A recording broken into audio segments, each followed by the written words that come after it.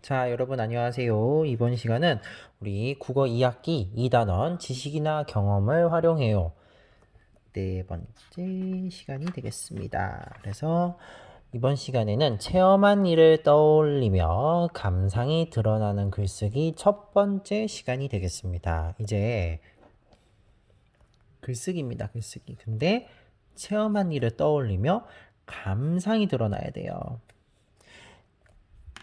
국어 수업할 때마다 항상 이제 강조하는 부분 중에 하나인데, 사람들이 내 글을 읽는 이유는 내 생각이 어떤지 알고 싶어서가 가장 큽니다. 그래, 사실은 이런데, 그래, 사실적인 내용은 이런데, 그거에 대한 글쓴이의 생각은 뭐니? 이게 궁금한 거거든요. 그래서 이런 글을 쓸 때도, 나, 뭐뭐뭐뭐뭐뭐뭐 했어. 까진 좋아요. 그건 간단하게 얘기해 줄 수 있죠. 그런데 글을 100줄을 썼어요. 만약에 예를 들어서 100줄을 썼는데 90줄이 내가 뭐 했는지에 대해서 썼어요. 그리고 그거에 대한 감상이 10줄이에요. 느낀 점이 10줄이야. 이렇게 썼을 때 과연 글을 읽는 사람들이 무슨 생각을 할까요? 안물 안궁이에요. 너 뭐 하는지 안 궁금하거든? 안 물어봤어. 안 궁금해. 근데 네 생각은 궁금해. 이거 했어. 그래서 어땠니? 여러분들 이걸 제일 많이 확인할 수 있는 게 여행 블로그예요. 여행 블로그를 보는 이유는 내가 아직 그 여행을 안 가봤기 때문이죠. 안 가봤지만 가보고 싶은데 느낌이 어땠는지. 왜? 나한테 여행 갈 수 있는 시간은 한정되어 있으니까. 그래서 내 여행을 실패하고 싶지 않거든요. 그러다 보니까 재미있게 놀고 싶어. 근데 사람들 중에 거길 가본 적이 있는 사람들이 있어. 그래서 그 사람들한테 느낌이 어땠는지 대신 알아보는 거죠. 그래, 갔는데 느낌이 어땠니? 재미있었니? 이런 점은 어땠니? 가 알고 싶은 거지. 여기 가서 이거 했어는 나도 알고 있어요. 마찬가지입니다. 그래서 글을 쓸 때는요, 가장 중요한 건 내 생각과 내 의견. 이게 가장 많이 드러나야 합니다. 여기서도 마찬가지입니다. 이제 하나하나 자세히 보도록 할게요. 인상 깊은 체험을 떠올려 보는 건데, 자, 여러분 이런 거 할 때면 수업 시간에 제일 많이 받는 질문이 뭔지 아십니까? 1번, 선생님, 인상 깊은 체험을 한 게 없어요. 오 마이 갓. 두 번째 질문. 기억이 안 나요, 선생님. 오 마이 갓. 기억이 안 날 수는 있지만 사실 가능성이 희박해요. 왜냐면 인상 깊은 일이잖아요. 있어요. 인상 깊다는 말은 반대로 무슨 이야기냐면 다른 기억보다 조금 더 내 머릿속에 선명하게 남아있다는 뜻이에요. 그런 기억이 없이 전부 다 내 머릿속에 꽂혀있는 좋은 기억들 없이 그대로 있다? 물론 가능성 제로라고 0%라고 말하기는 힘들지만 쉬운 확률도 아닙니다. 네. 잘 한번 떠올려 보세요. 뭐 하나라도 있습니다. 그러면 우리 한번 같이 떠올려 보겠습니다. 그래서 선생님도 이렇게 여러분들 지금 부침사에 이제 생각금을 쓰기 자료 이거거든요. 그래서 잠시 교과서 위에 올려놓고 나도 한번 작성을 해보겠습니다. 인상 깊은 체험. 그래서 가평이라는 곳에 짚라인을 탄 적이 있어요. 사실 짚라인은 여러분 아는 사람들도 있겠지. 있겠고 지금 이 영상을 보는 친구들 중에서는 타본 사람도 있을 거예요. 네. 1시간 반을 타더라고요. 여기가 8코스예요. 제일 긴 건 한 코스가 700m예요. 8코스를요. 1시간 30분 동안 타요. 조금 내려가고 끝이 아니라 700m면요. 내려가는 데만 한 5분 넘게 걸려요. 쭉 내려가거든요. 아주 장난 아닙니다. 근데 선생님이 고소공포증이 있어요.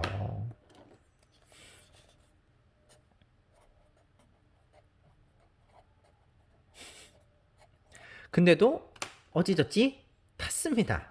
네. 근데 타고 나니까 어느 정도 극복 이런 경험이 있어요. 그리고 또 하나.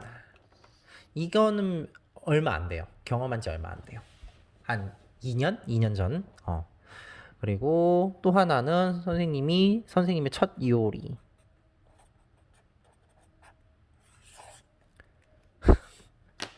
지금 여러분들 보기엔 되게 별거 아닌 것 같은 요리겠지만 선생님은 떡볶이. 네. 떡볶이를 만드는데 1시간이 걸렸어요. 아마 이 중에서 요리에 관심이 많은 친구들은 아니 떡볶이쯤이야 한 5분이면 뚝딱 하는데 이걸 가지고 무슨 1시간이 걸려. 그러게요. 양념을 만든다고 블로그를 찾아보고 뭐 비법 양념 만드는 비율대로 해봤는데 너무 싱겁거나 너무 짜거나 식초를 많이 넣거나 이번에는 설탕을 너무 많이 넣어가지고 달거나 간 맞추는데 한참이 걸렸어요. 근데 그래도 해보니까 어때? 기분이가 어때? 만들어 보니까 이렇게 걸려도 기분이가 뿌듯해요. 왜? 내가 직접 만든 거잖아. 맛은요? 더 이상 말하지 않겠습니다.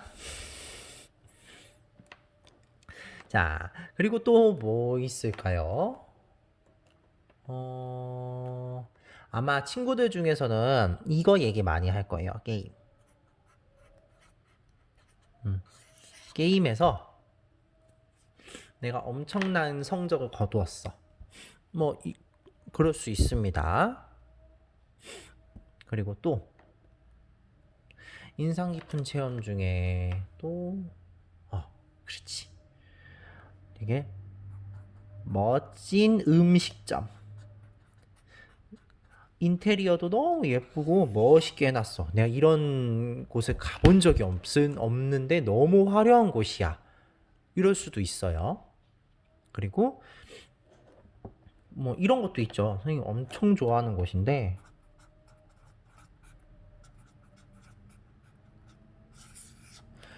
코로나만 아니었으면 올해도 한 4-5번 갔을 거예요. 원체 좋아하고 계절마다 가요. 봄에도 가고 여름에도 가고 가을에도 가고 겨울에도 갑니다. 심지어 겨울에는 저기 서울에 있는 그 실내에도 있는 거기 가고요. 봄 가을은 시원하고 날씨도 좋아서 저기 야외에 있는 용인에 있는 거기로 갑니다. 엄청 좋아요. 여름은 거기 그 용인에 있는 거기 옆에 딸려 있는 물놀이장 갔었어요. 근데 올해는 꿈도 못 꾸죠. 뭐 가긴 어딜 가. 근데 이런 다양한 인상 깊은 체험들이 있을 거란 말이에요. 자, 여기까지 작성이 됐으면 그리고 이건 여러분들이 직접 하시는 겁니다. 자, 그럼 이 중에서 떠올린 체험을 인상 깊었던 차례대로, 그러니까 결국 이 중에서 1, 2, 3위를 꼽으라 이거예요. 선생님은 1위는 짚라인, 2위는 놀이동산, 3위는 첫 요리. 이렇게 한번 해봤습니다. 이와 같이 순위를 정한 까닭을 생각하며 글을 쓴 체험 내용을 골라봅시다. 나는 짚라인 1위. 이렇게 고른 이유는요. 고소공포증이 있음에도 도전한 것이 기뻐서. 어찌 보면 나의 한계에 도전을 한 거잖아요. 그래서 기분이 굉장히 좋았습니다, 그때. 또 친구들하고 같이 가서 그런지 선생님 와이프는 절대 이런 거 안 탑니다. 네. 선생님 와이프는 회전목마하고 사파리 딱 그것만 타요. 네, 네 선생님 이렇게 좀 액티비티한 거를 좋아하는 성향이 있어서 둘이 좀 안 맞지만 절대 강요하지 않습니다. 그래서 이런 거 타러 갈 때는 선생님이 친구들하고 가요. 놀이동산은 가족끼리 가고. 네. 옆으로 넘어오게 되면 77쪽입니다.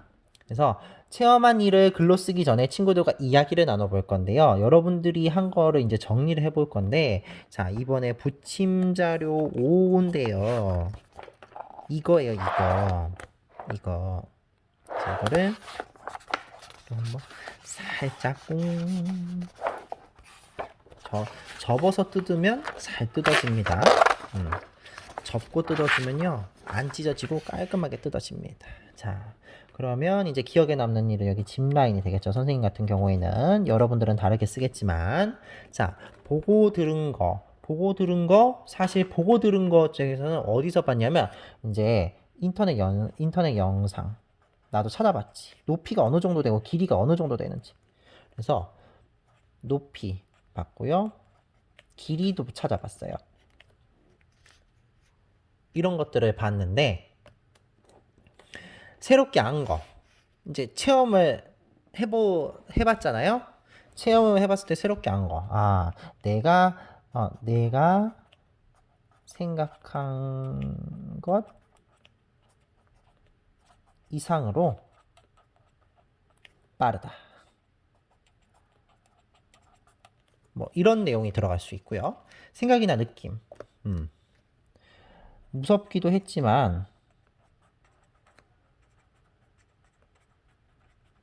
나중에는 적응이 돼서 재미있었다. 여기에는 또 다른 질문들을 여러분들이 추가를 해서 적어보는 거죠. 이것 역시 선생님이 그냥 예를 보여준 거지 이렇게 하라는 거 아니죠. 당연하죠. 이거 여러분들이 쓰는 거예요. 자, 이렇게 정리를 했다고 해봅시다. 자, 그랬을 때 체험하면서 있었던 일 가운데 기억에 남는 일. 자, 항상. 왜냐면 이렇게 해야 내가 글쓰기도 편해요. 내가 기억을 잘 해야 잘 쓸 수 있지 않겠어요? 사실은 내가 모르면 이런 기억들에 대한 내용은 아무도 얘기해 줄 수 없어요. 내가 잘 알아야 돼요. 그래서 예를 들어 국립생태원에 견학 갔던 일을 골랐다면 인상 깊게 보거나 배운 점, 그리고 자신의 생각이나 느낌, 이런 식으로 정리를 하는 거죠. 그래서 여러분들이 만약에 이런 것들을 활용을 해서 이제 여기 있는 내용을 정리한다고 해봅시다. 그러면 선생님 같은 경우에는 난 여기 말풍선에 뭘 넣을지 한번 생각을 해보자고요. 나는 국립생태원에 견학 갔던 일을 글로 쓰려고 해. 특별전시관에서 본 진짜 개미집이 인상 깊었거든. 그러면 선생님 같은 경우에는 어떻게 해야 될까요? 여기에 뭘 적어야 될까? 그럼 이제